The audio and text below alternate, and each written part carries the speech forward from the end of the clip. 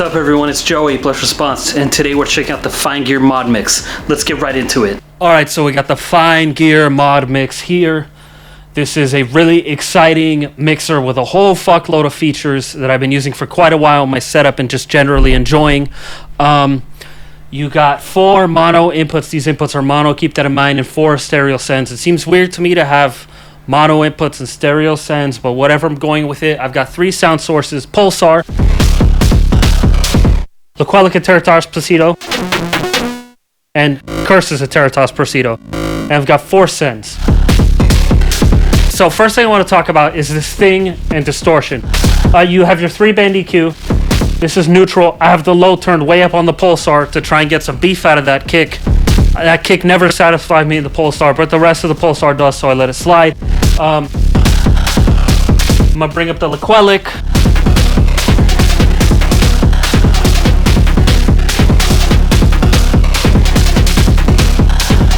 What I'm finding is this thing is really good when you start using the built-in LFOs and the built-in envelope followers and stuff to get crazy modulation. You have 2 envelope followers. They default from inputs 1 and 2, and 2 LFOs.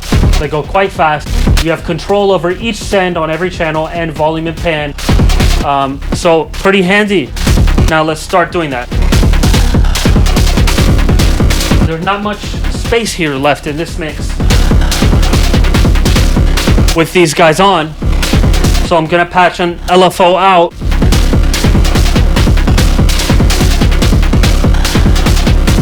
Coming out of here to channel 2 pen.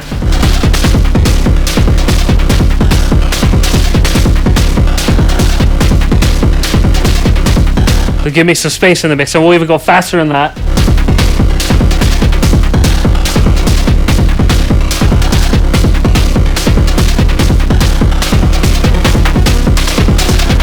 Now we got that going. We'll start boosting the other things. Do some EQ.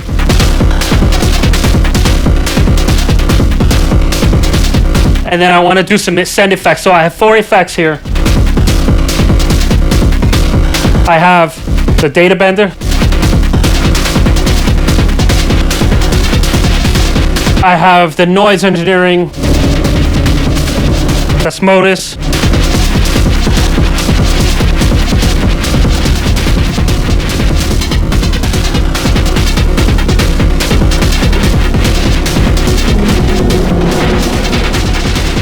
I have a send to the Octatrack.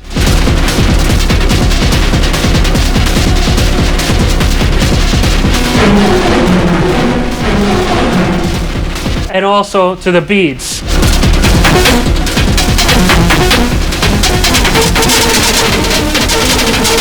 Which is crazy sounding.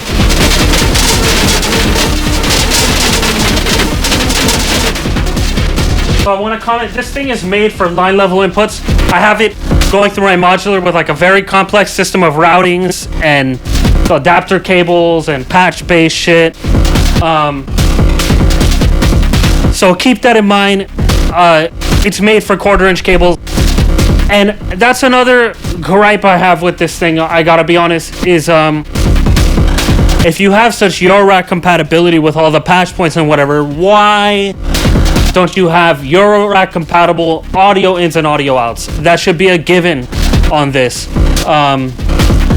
So keep that in mind. This is really something for other hardware with Eurorack compatibility for the internal modulation system, but if you want to plug it in and use it like as a module, it's not really set up for that without the help of adapters and other stuff, which is how I'm doing it.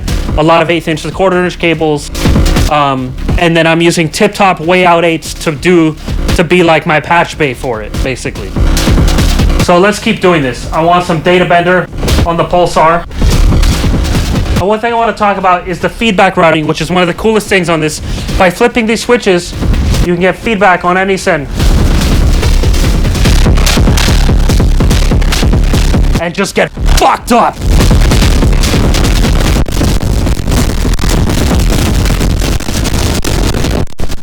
Let me lower the other sends, because we're totally breaking this shit apart.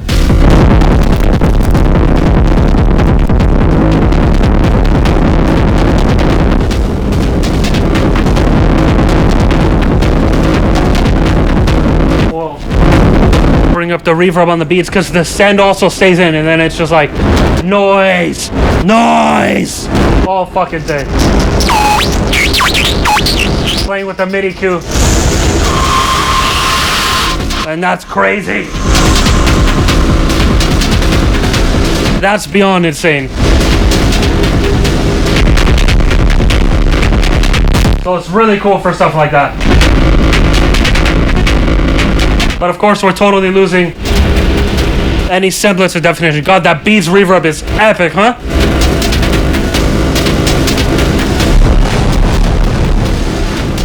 And notice how everything is set up to distort in this, which that part I love. That part is great. I'm all about that part, as you know. Yeah! That's what I'm talking about. Fuck it up. Let's keep playing. I want to do some send automation. Do channel 1 to send 1 envelope follower out. Bring that back down.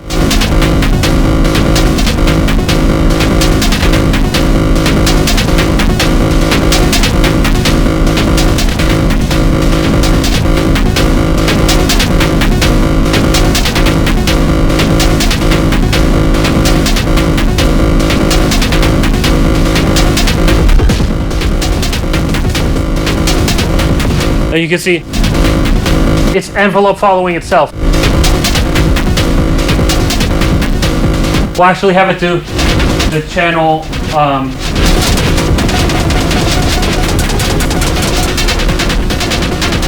yeah, have it bring it back that way.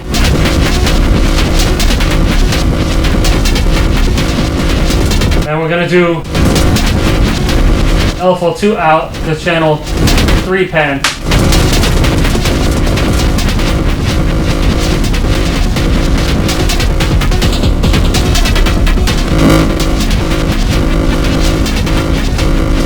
We're losing a lot of that pulsar. The mist is becoming kind of nuts.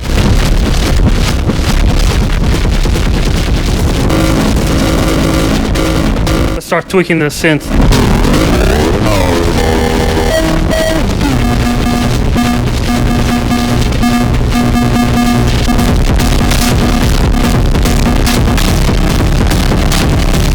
Wow, so it's so crazy distorted.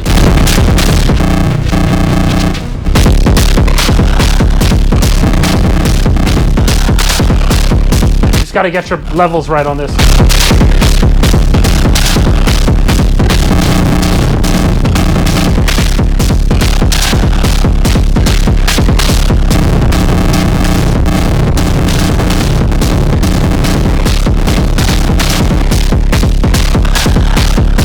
Still trying to get the balance right here. Let's keep it going. We'll actually take out that pan modulation.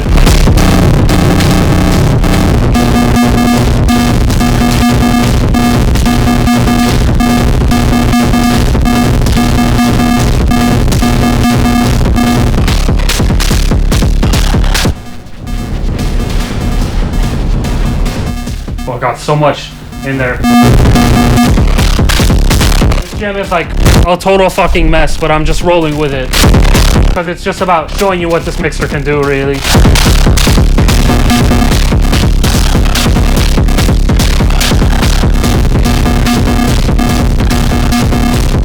And there's a lot of overlap when you get really clipped out and gaining it.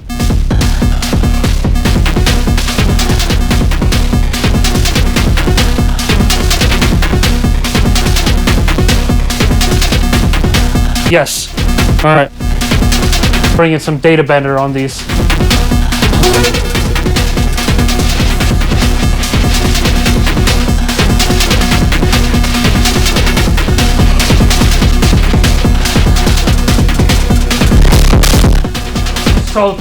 So touchy. Just like a little like wah, and you know, you'll go a little over the line and you're fucking your mind up.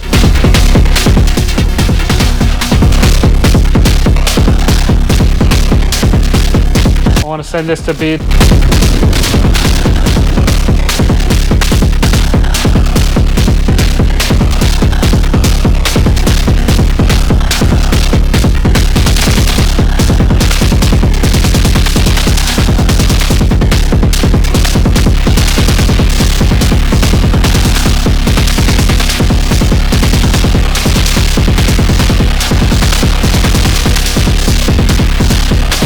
unplug all that modulation.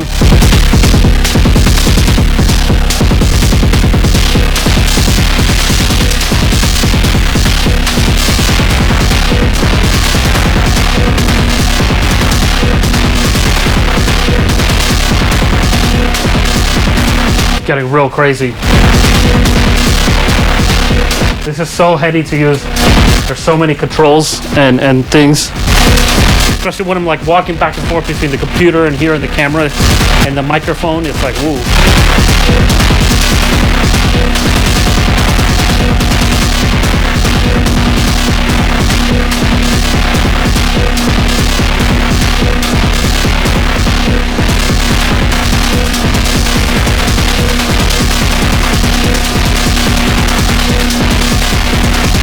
Just editing the drum sequence now.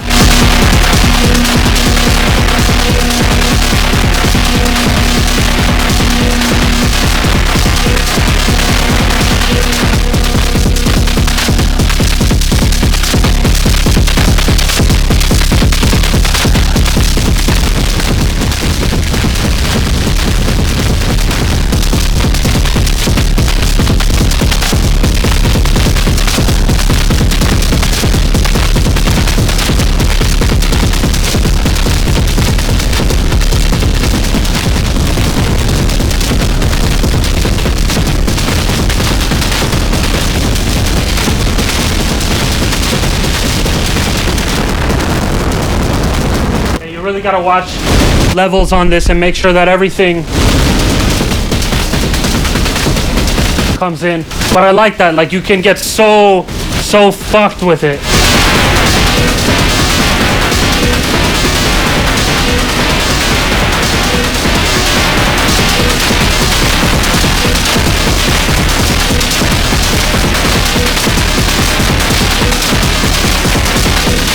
It's a lot to remember though.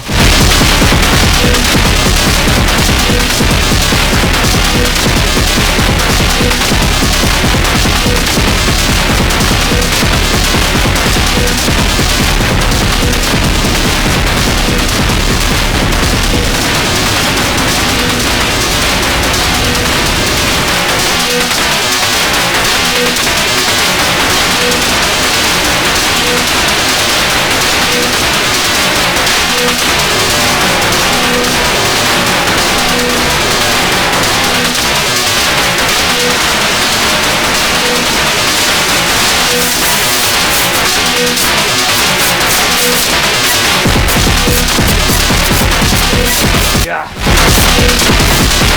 Getting there.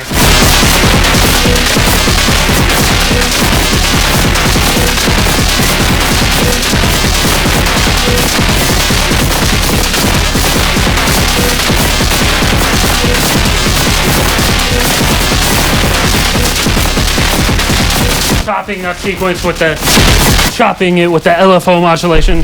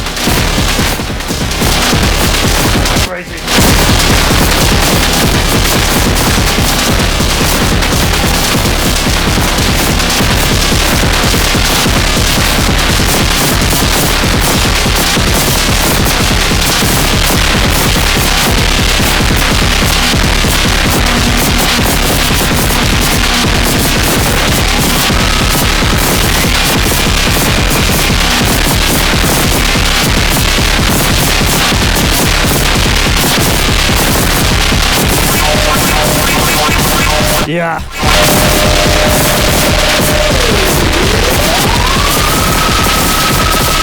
Just a fucking mess.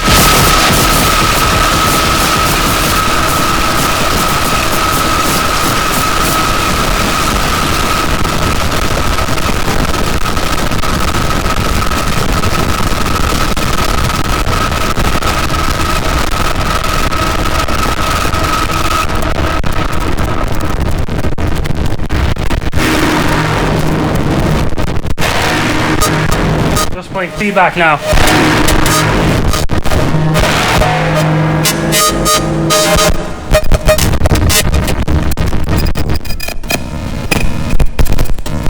Play feedback.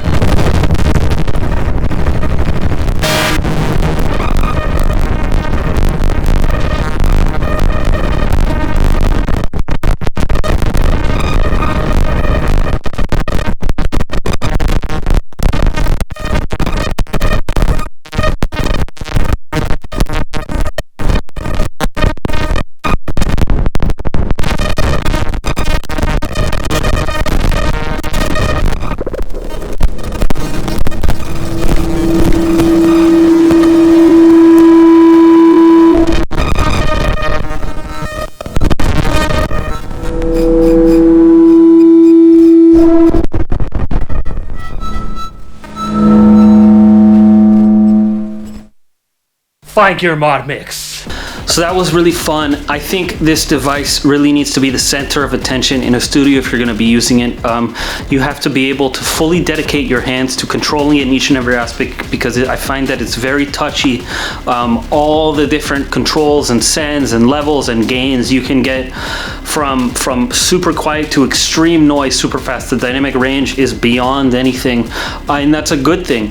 And I like the overall tone of the saturation. It has this like vintage console vibe, which I enjoy. It's different from like a super clean modern sounding mixer. My biggest gripe is the mono inputs and the lack of Eurorack compatible ins and outs. I don't understand that, especially if you're gonna have modulation. That needs to be in there.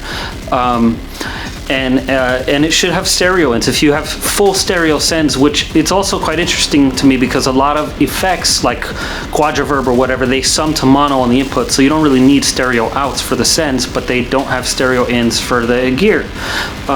So that doesn't make sense to me, but keeping all that in mind, if you're just using it with mono gear, which I did today with the Pulsar and a few voices, I find there's a lot of range to make this a kind of live mixing console where you could just have control over every micro aspect of your sound between the EQ, the different effect sends, and kind of create a greater whole than just turn the mixer into an instrument. This is the #1 mixer I've used that really has that feeling that I feel like I'm, you know, Adrian Sherwood dialing in shit in real time or whatever. Not that I'm on his level, of course, but you know what I mean. Like, it gave me that vibe, and I was like, oh, I get this. I need to personally change the positioning of it in my studio, because in this demo it was really not working out for me, reaching, walking around my camera, touching, and going back and forth. And it needs to really be something that you have a dedicated space for right in front of you, like one of your groove boxes, and that's when it will work best. So samples of this jam and other jams are going to be up on my Patreon as always. If you're interested in supporting me, there are many ways to do so. There's like 120 packs on Patreon. You can also learn sound design from me and stuff. I've got some big announcements. I have a new album up for pre-order called Sprawl. It's coming out July 5th on Artifact Records. Mark Hugh of Cubanate does guest vocals on 2 tracks, and I'm really hyped about his contribution and about the album in general, of course. It's almost here, so thanks for everyone who's pre-ordered so far, and if you haven't yet, check it out on my Bandcamp, as well as on my Lego Megastructure. I just announced a huge compilation, 17 tracks from 17 artists who I consider to be some of the finest producers and sound designers out there, from industrial and IDM and whatever. So you've got Static Bloom, Tom Hall, Grisha Lichtenberger, Ivo Ivanov of Glitch Machines with the name Buffer Glitch. You've got access to Arasaka, Somatic Responses. There's 17 people in there. The full list is going to be up here, but check it out. I really like all the tracks everyone's come up with on this, and I feel like it flows great, and it's cool showing off everyone and what they can do, completely unlimited, doing whatever the fuck they want. I'm really happy with this compilation. Cassette and digital, it's coming August 9th on Megastructure. And if you want to support in other ways, check out the affiliate links in the pinned comment video description. Check out Patreon. Don't forget to like and subscribe here, and I'll see you next time. Peace out.